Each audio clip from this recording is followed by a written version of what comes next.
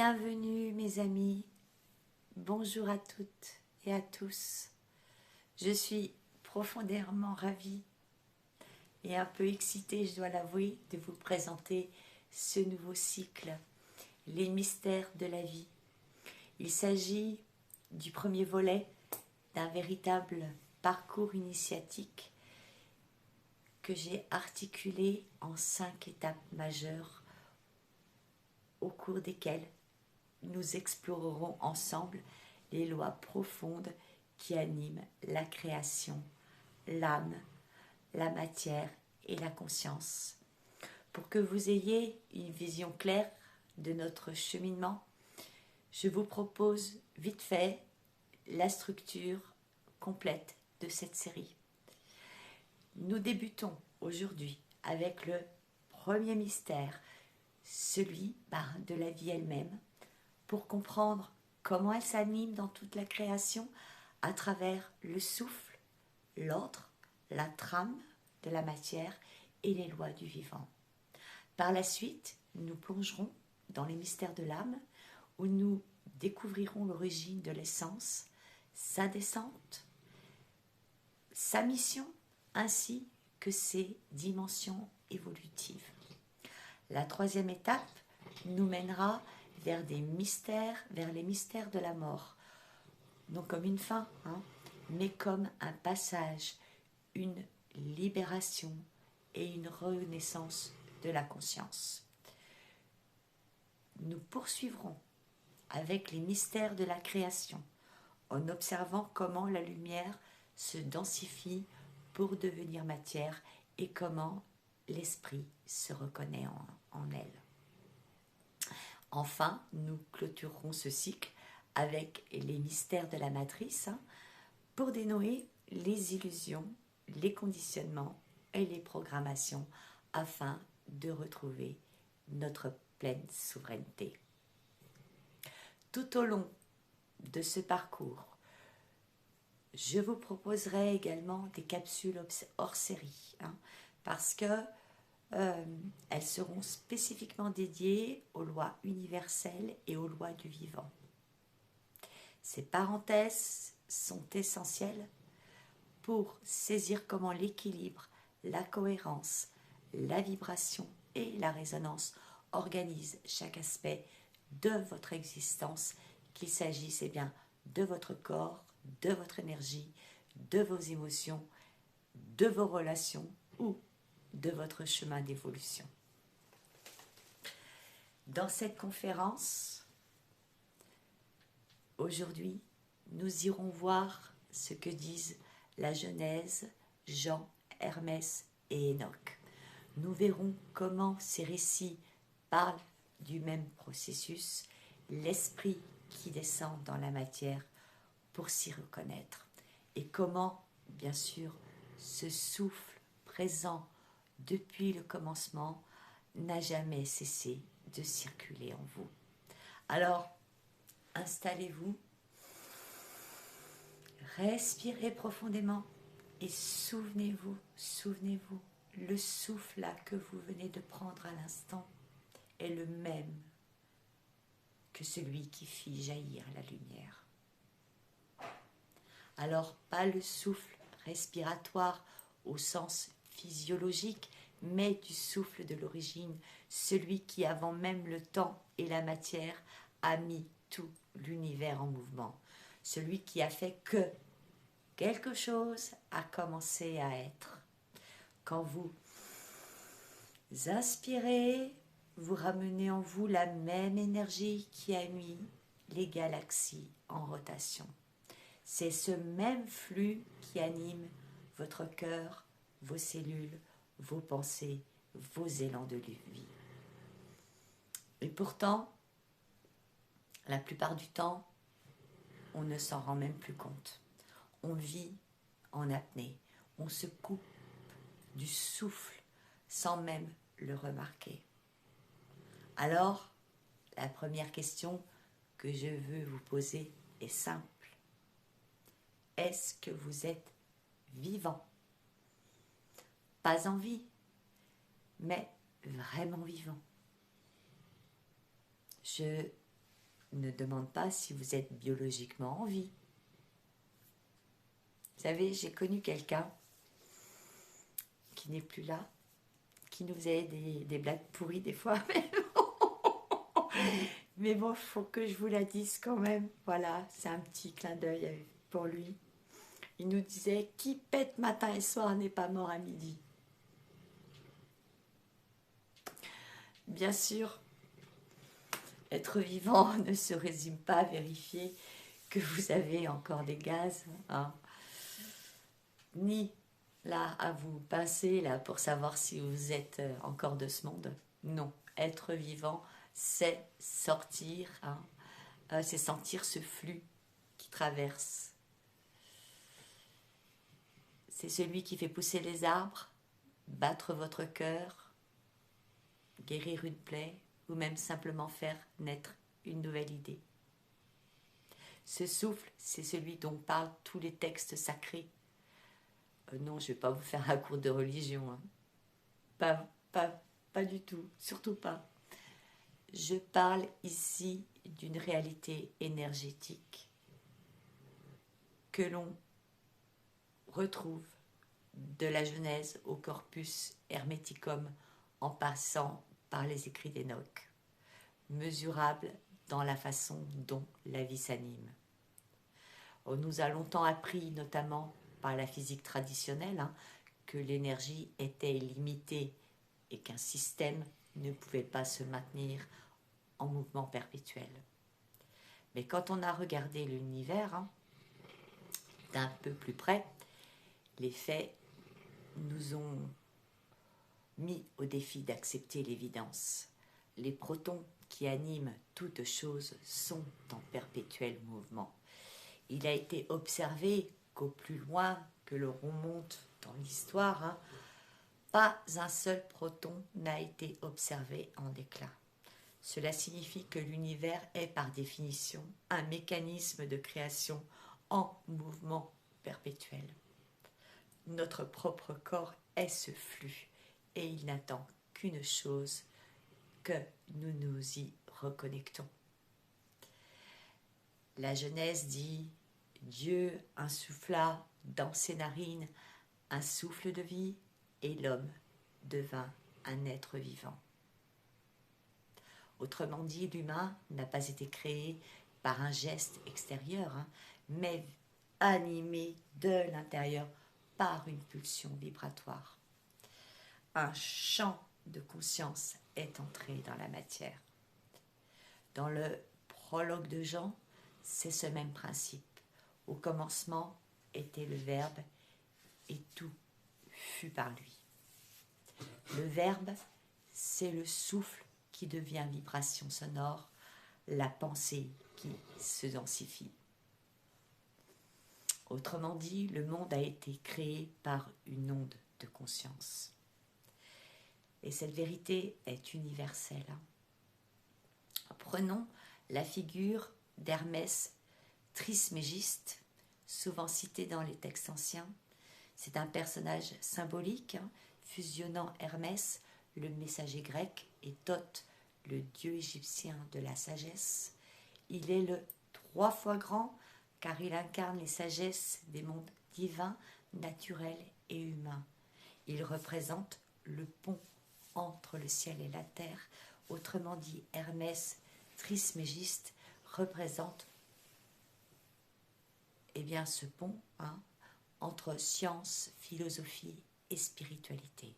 C'est un peu l'ancêtre des alchimistes, hein, des sages rosicruciens et des mystiques de la lumière.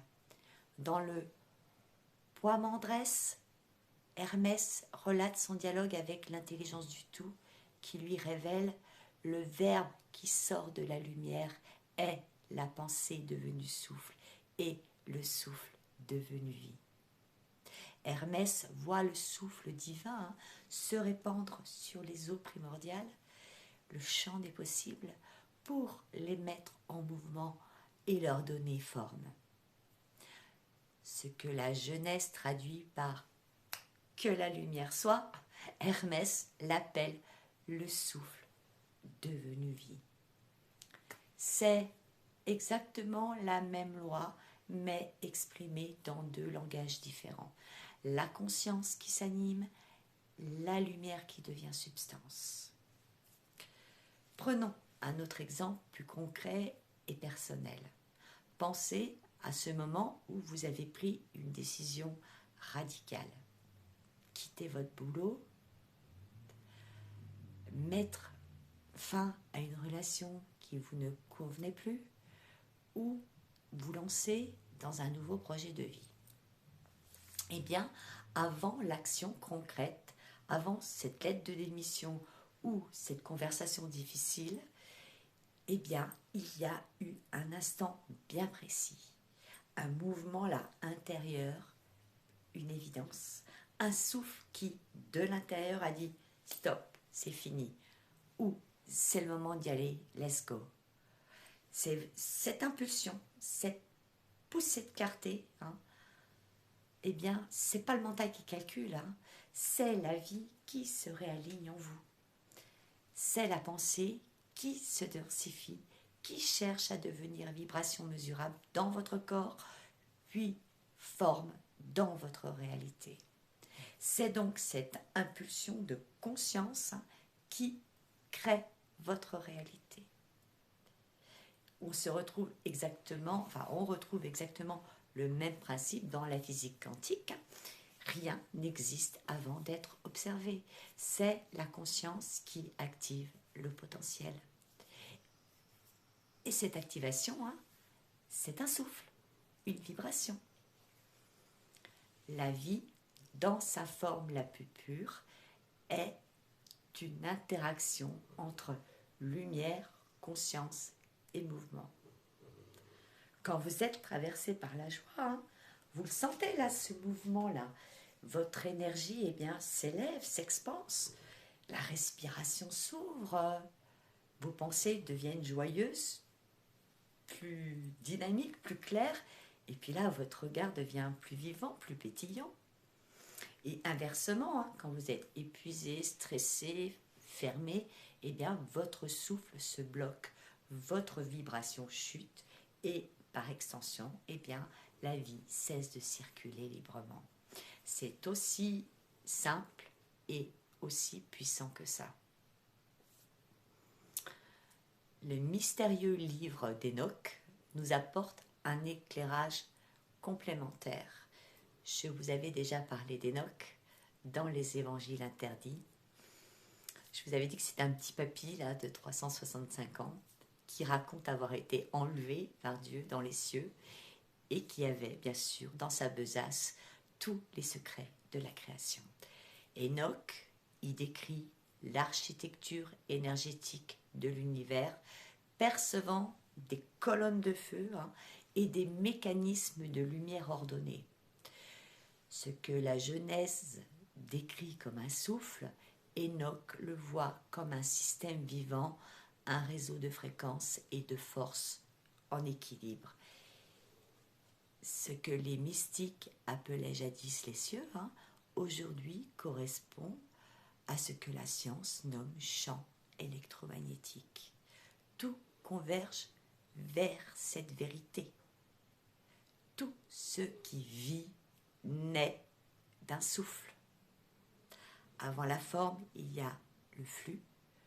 Avant la matière, la vibration. Et avant le corps, la conscience. Toutes les traditions, des écoles esséniennes aux mystiques de la rose, en passant par les maîtres polynésiens, ont reconnu d'une seule voix que le souffle est le pont entre les mondes. Il relie la lumière au sang, la conscience à la matière, le ciel à l'humain. Lorsqu'il circule librement, le souffle, il fait descendre la lumière dans la chair et remonte la chair vers la lumière. Le souffle est donc un pont entre les mondes. Il ouvre ce passage intérieur où l'être peut enfin se reconnaître dans ce qu'il porte de plus vaste. Dans les traditions polynésiennes, le Ha ou le yoga, ce souffle sacré aligne la présence humaine sur la présence divine. Dans la Kabbale, c'est la lettre E, le souffle qui anime l'être. Pour les Esséniens, c'était une clé vibratoire pour ouvrir le champ du cœur.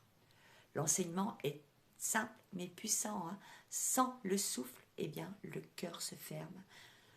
Sans un cœur ouvert, le Sacré-Cœur demeure scellé.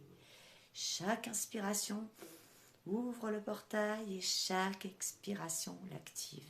C'est un mouvement d'ascension et de descente, comme une danse silencieuse entre votre part céleste et votre part incarnée. Respirer consciemment, ce n'est pas simplement bien respirer, c'est laisser la vie circuler et la conscience, redevenir souveraine. C'est laisser la vie circuler, laisser la lumière prendre forme, laisser la conscience redevenir souveraine. Le souffle n'est pas un automatisme, c'est une mécanique sacrée, un langage, un passage, un seuil intérieur où la vie se reconnaît elle-même. Et chaque fois que vous revenez à ce souffle, même quelques instants, là, le Sacré-Cœur s'ouvre, le champ s'illumine et ce que vous êtes vraiment, reprend sa place. Alors, lorsque vous sentez ce souffle reprendre sa place, lorsque le Sacré-Cœur s'ouvre, lorsque la lumière descend et remonte en un seul mouvement, quelque chose devient soudain évident. La vie n'est pas un concept. La vie est un choix vibratoire. Un choix, bien sûr, qui ne se fait pas dans le mental, mais dans la respiration, dans l'axe, dans la manière dont vous laissez la vie circuler ou se contracter en vous. C'est ici que prend tout son sens l'injonction ancienne « choisis la vie ». Ce n'est pas une règle morale, mais un conseil vibratoire. Cela signifie « accordez-vous à la fréquence du vivant ». En réalité, choisis la vie, ça veut dire choisis ce qui élève ton énergie, choisis ce qui ouvre ton souffle, choisis ce qui met ton système en cohérence, choisis ce qui te remet dans l'axe de ta propre intelligence intérieure. Chaque fois que vous respirez consciemment, vous rétablissez cette connexion. Vous redevenez réceptacle du souffle source. Vous n'êtes plus un corps qui lutte pour exister, vous redevenez une présence qui se laisse traverser par la vie. Et c'est là que tout change. La santé, la clarté, les relations, les choix, tout devient plus fluide, plus cohérent, parce que la vie en vous retrouve sa place. Maintenant que nous avons posé ce qu'est le souffle de l'origine, il y a une question essentielle qui vient juste après. Une fois que le souffle est là, qu'est-ce qui organise la vie? Parce que si la vie n'était qu'un mouvement brut, sans structure, sans cohérence, ça serait le chaos. Or, ce n'est pas ce qu'on voit. En tous les cas, ce que je vois. Parce que l'univers est tout sauf chaotique. Les étoiles suivent des trajectoires précises. Le cœur bat selon un rythme. La respiration suit un cycle. Les saisons se succèdent selon un ordre. Autrement dit, le souffle met la vie en mouvement. Et l'ordre cosmique, lui, donne une direction. C'est ce que les anciens appelaient simplement la loi. Alors, pas la loi morale, ni la loi religieuse, encore moins la loi du vivant. Ce principe qui fait que tout, du plus petit atome à la plus grande galaxie, suit un rythme, une fréquence, une intelligence. Ce principe organisateur porte plusieurs noms selon les traditions. L'âme du monde, l'Atman, le Logos ou la Sophia des Gnostiques. Il ne s'agit pas d'une divinité extérieure, mais de la conscience universelle qui traverse toute la création. Il est crucial de comprendre qu'il n'y a pas un Dieu là-haut, une âme quelque part, et vous ici-bas essayant de comprendre.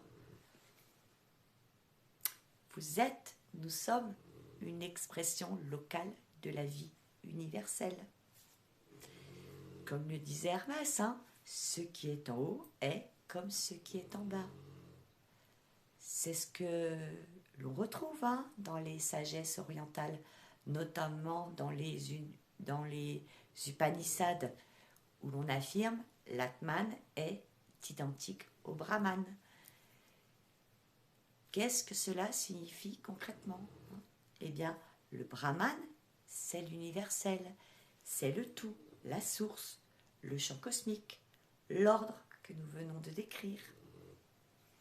L'Atman, c'est l'individuel, c'est l'étincelle de vie, le soi profond, la conscience qui réside au cœur de chaque être. Dire que l'Atman est identique au Brahman, eh bien, on y est, c'est détruire l'illusion de la séparation. Cela signifie que la goutte d'eau, votre Atman, est faite de la même essence que l'océan, le Brahman.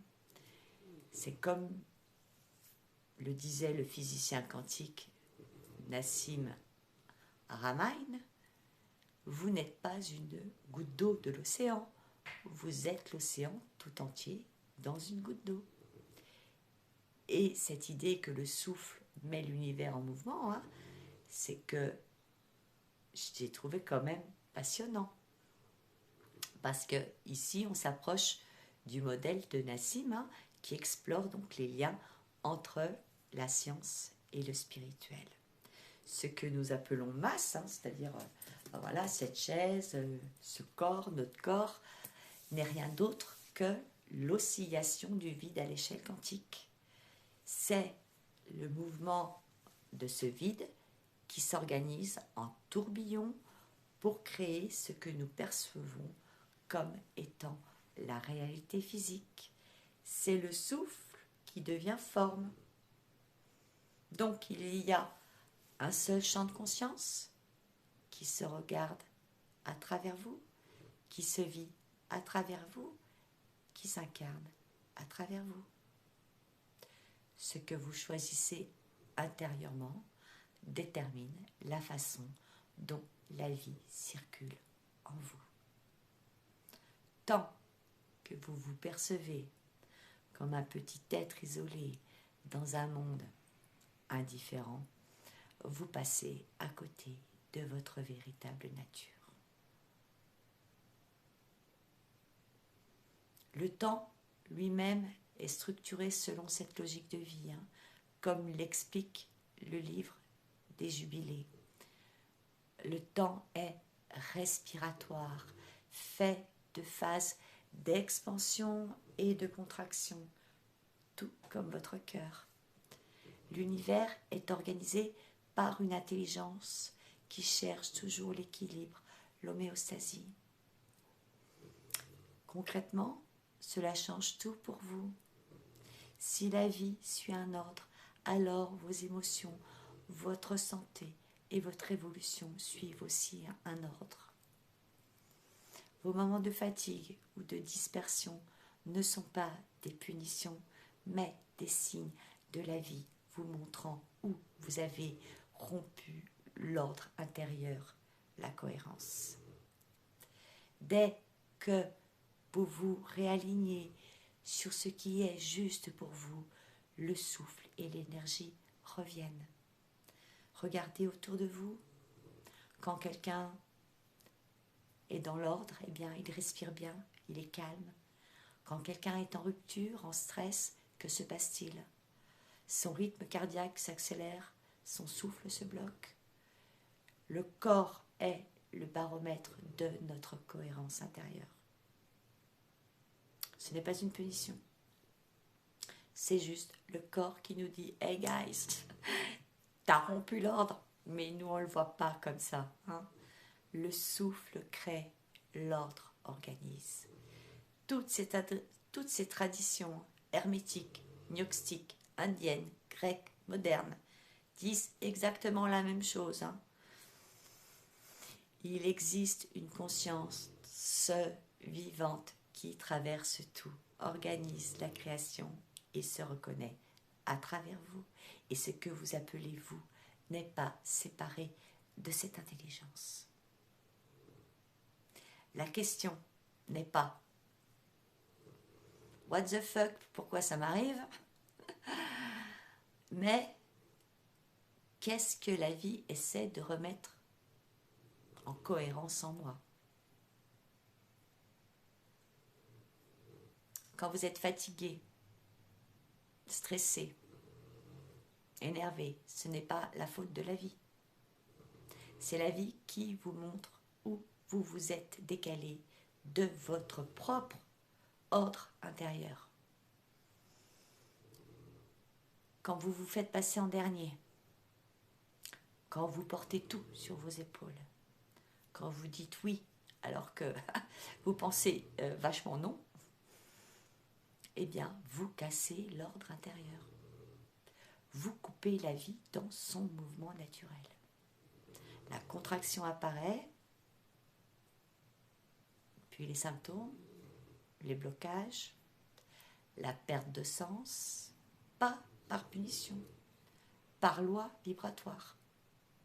Et à l'inverse, eh bien, dès que vous revenez à ce qui vous aligne, à ce qui vous nourrit, à ce qui est cohérent avec qui vous êtes, la vie revient, le souffle revient, l'énergie revient et tout se réaligne autour de vous. C'est ça l'ordre cosmique. Sans le souffle, rien ne commence. Sans l'ordre, rien ne dure. Et c'est pour ça aussi que les anciens disaient que la loi est écrite dans le cœur de l'homme. Parce que cette structure, vous l'avez déjà en vous. Elle n'attend qu'une chose, que vous reveniez à elle. Maintenant que nous avons vu le souffle, ce qui met la vie en mouvement, et la loi, ce qui organise ce mouvement, la question suivante est logique. Comment tout ça devient-il concret? Comment ce principe invisible devient-il concret? Comment passe-t-on du souffle au corps? C'est le mystère de la trame de la matière. Rien dans la matière n'est plein. Un atome est composé à 99,9% de vide, mais ce vide est en réalité plein d'énergie et d'information. Les anciens avaient perçu cette trame, l'arbre de vie de la Kabbale, l'âme du monde hermétique, le cas égyptien ou le corps de lumière des Esséniens. Tous décrivaient la même loi, la matière n'est jamais séparée du vivant. Concrètement, Votre corps n'est pas un objet, c'est un champ, un réseau d'impulsions électriques, de signaux chimiques et de mémoire. C'est une interface vibratoire entre vous, la vie et l'intelligence universelle qui vous traverse. Votre corps n'est pas juste un tas de cellules, hein. C'est un émetteur-récepteur vivant, vibrant, constamment mis à jour. C'est presque poétique, non? Un système capable quand même d'émettre des vibrations. Vos pensées, vos émotions, votre présence, de recevoir des informations, intuition, des signaux subtils, des ressentis, et de traduire ces deux flux en sensations, en réactions et en mouvement intérieur. Quand vous avez une pensée de gratitude profonde, c'est comme si vous envoyiez un signal de tout va bien à des milliards de petites antennes à l'intérieur. Rien de tout cela n'est un hasard. C'est la trame de la matière qui se réorganise. Votre corps ne subit pas la vie, il capte et il transmet. Il dialogue avec elle. C'est un dialogue constant avec votre environnement, avec votre histoire, avec votre âme, avec les champs d'information autour de vous. Chaque cellule, chaque réseau énergétique, chaque fibre nerveuse participe à cet échange permanent avec l'intelligence universelle. Quand vous êtes aligné, le signal est net. L'émission est claire, la réception aussi. Vous percevez juste, vous décidez juste, vous avancez juste. Quand vous êtes contrarié, contracté, dispersé ou décentré, là le signal se brouille, l'émission se distord, la réception se coupe et là toute votre réalité intérieure devient incohérente. Le corps n'est jamais contre vous, il cherche toujours à retrouver l'harmonie du souffle plus de la loi. Aujourd'hui, la science a découvert que l'ADN est capable de s'activer, de se réparer, de se reprogrammer et même de changer d'expression selon la vibration émotionnelle et l'environnement. Autrement dit, votre ADN n'est pas un programme figé. C'est une mémoire vivante. Ce que les anciens appelaient le souffle dans la chair, c'est ce que la biologie moderne appelle épigénique, la capacité de la vie à modifier sa propre matière selon la conscience qui l'habite. Selon la conscience qui l'habite. Quand vous changez votre manière de penser, de respirer, d'aimer, de ressentir, votre ADN change sa manière de s'exprimer. C'est ça la trame de la matière. Si vous maintenez des pensées de peur, des pensées d'auto-sabotage, de jugement ou autres, il y en a tellement, vous envoyez un signal de contraction à vos cellules, entraînant fatigue ou douleur. Ce n'est pas une punition, c'est la trame de la matière qui reflète votre état intérieur. Mais si vous revenez dans votre axe, la matière répond. Tout s'apaise, ça se stabilise, la clarté revient. Vous n'êtes pas victime de votre corps, vous êtes le point de commande de votre champ vivant. Quand vous comprenez que la matière est une vibration densifiée, vous comprenez que tout, absolument tout, peut changer. Pas du jour au lendemain, mais par cohérence, constance, persévérance et conscience. Ce n'est pas magique, ce n'est pas aléatoire.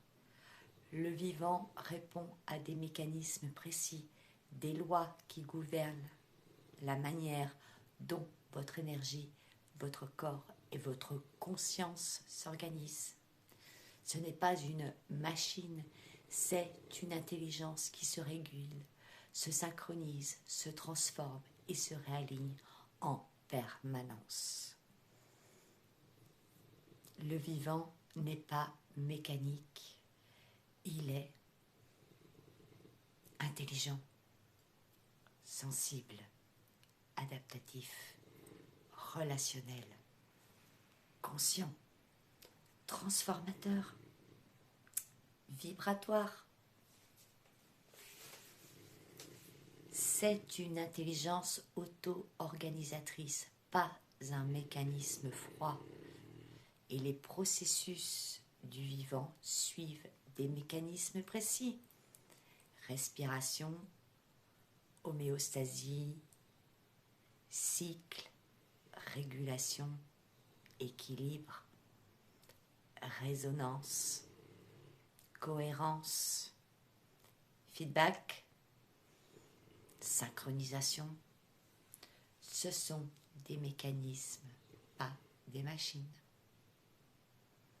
Il y a un point essentiel que vous devez comprendre à ce stade.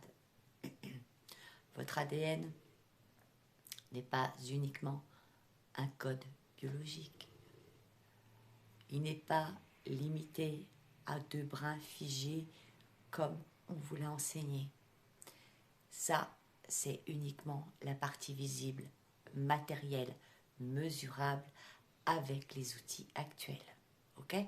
En réalité, votre ADN fonctionne comme un champ d'information composé de plusieurs niveaux. Certains sont physiques, d'autres vibratoires, énergétiques, subtils. Les traditions anciennes l'avaient déjà compris. Elles parlaient de brins lumineux, de fibres éthériques, de codes, de lumière, de corps, de gloire. Aujourd'hui, la science moderne commence à les rejoindre. L'épigénétique montre donc que l'ADN se reprogramme selon vos émotions. La biophysique montre que l'ADN émet et reçoit de la lumière. La cohérence, cœur-cerveau, montre que la vibration affecte directement son activation. Autrement dit, votre ADN réagit à votre état intérieur. Il s'ouvre, se ferme, s'active ou se désactive en fonction de votre cohérence vibratoire. Vous n'avez pas que 2 brins. Vous avez une architecture vivante qui attend d'être réveillée. Et chaque fois que vous respirez en conscience, vous revenez dans votre axe. Que vous choisissez la vérité plutôt que la peur, votre architecture s'illumine un peu plus. Ce n'est pas de la croyance, ce n'est pas du symbolisme, c'est de la mécanique profonde du vivant. C'est pour cela que lorsque vous changez intérieurement, vos perceptions changent, votre relation au monde change, votre manière de créer change et même votre corps change parce que votre ADN n'est pas un héritage figé, c'est votre interface vibratoire avec la vie. Notre corps est l'antenne qui reçoit le souffle et le traduit en expérience. Si la vibration est faible, je suis désolée, l'expérience le sera aussi. Pour conclure sur cette idée de potentiel et d'unicité, pensons à la nature. Je suis allée chercher un petit gland. Regardez. Ça semble petit, fragile, insignifiant.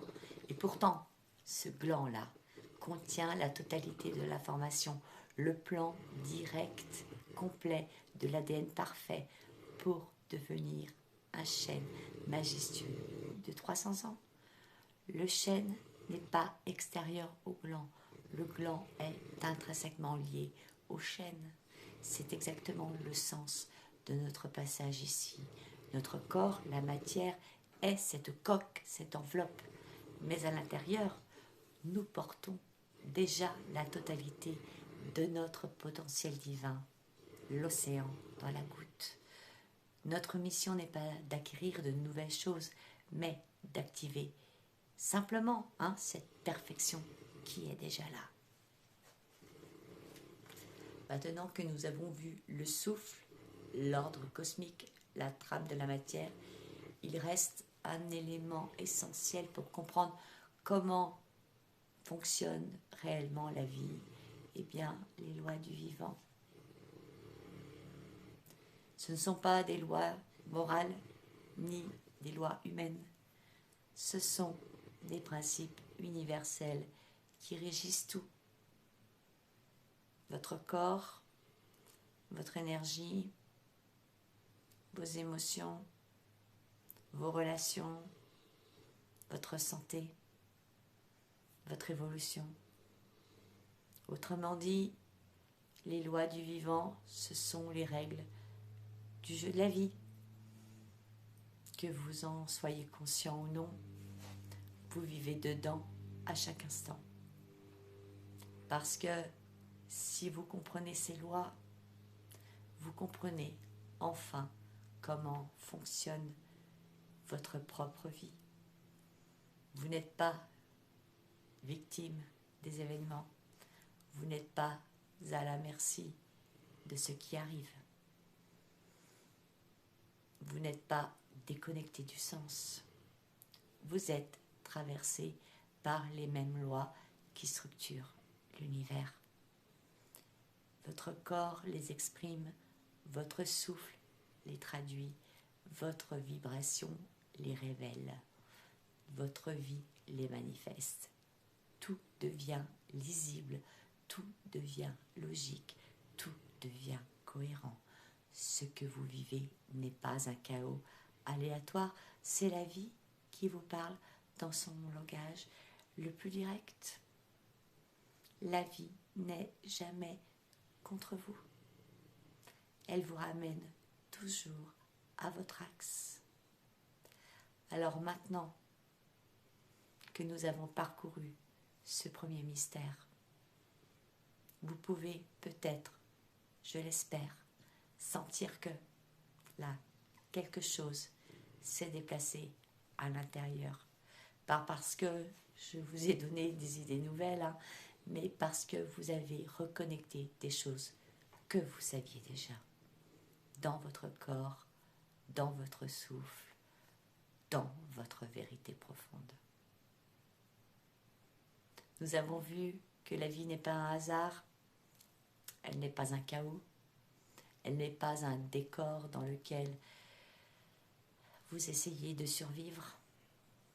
La vie est un champ d'intelligence qui vous traverse, qui vous parle, qui vous oriente, qui vous réajuste en permanence. Le souffle, c'est ce qui vous anime. L'ordre cosmique, c'est ce qui vous structure. La trame de la matière, c'est ce qui vous permet d'exister dans un corps. Et les lois du vivant, ce sont les règles du jeu qui font tenir tout ça ensemble. Et si vous observez bien, eh bien, la vie n'a jamais cessé de vous guider. Elle vous parle par vos sensations, par vos réactions, par vos élans, par vos contractions, par vos intuitions, par vos rythmes, par vos états intérieurs. Elle vous montre où ça circule, où ça bloque, ça demande à s'ouvrir, ou ça demande à lâcher, ou ça demande à changer. La vie n'est pas contre vous, elle vous ramène toujours à l'essentiel. Votre axe, votre cohérence, votre vérité, votre vibration. Juste. C'était Miss qui ronfle, hein, c'est pas moi. C'est pas moi qui fais des bruits bizarres, c'était Miss. Et ça, c'est que le début. Parce qu'une fois que vous avez compris comment la vie fonctionne, la question suivante arrive naturellement. Qui est l'être que la vie traverse? D'où vient votre âme? Quel est son chemin? Son intention, sa mémoire? Qu'est-ce qui vous anime au-delà du corps et de l'histoire humaine? Eh bien, tadam, ça sera l'objet du prochain mystère que nous irons explorer. L'origine de l'âme, sa descente dans la matière, ses mémoires, son rôle, ses dimensions, son évolution, son lien avec votre incarnation actuelle. Nous verrons comment l'âme navigue entre les plans, comment elle choisit ses expériences, comment elle vous parle à travers vos intuitions, vos élans, vos résistances et comment elle guide votre chemin de vie. Ce sera bien sûr un épisode bien plus intime, plus profond, plus révélateur. Alors, si vous avez envie de comprendre, non pas la vie en général, mais la vôtre, eh bien, je vous invite à rester avec moi pour la suite. Abonnez-vous, activez la cloche et surtout là, eh bien, on va prendre un instant. Maintenant, on va respirer un petit peu et sentir là que le souffle qui nous traverse est le même souffle qui anime toute la création. Fermez les yeux, inspirez et sentez non pas l'air, mais la vie qui entre. Respirez et sentez que le souffle qui vous traverse dans cet instant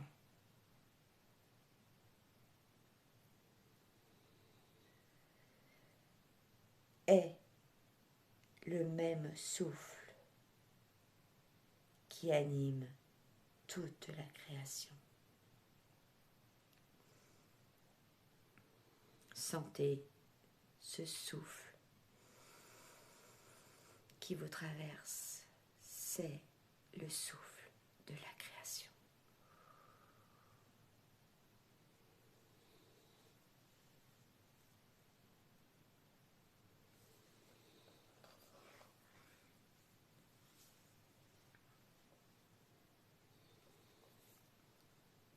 Respirez de cette façon autant que vous le pouvez. Quand vous méditez, quand vous revenez à vous, certains moments, eh bien, on revient à soi. Faites cette respiration. Sentez le souffle de l'origine en vous, celui qui a mis toutes les galaxies en rotation, celui qui a créé.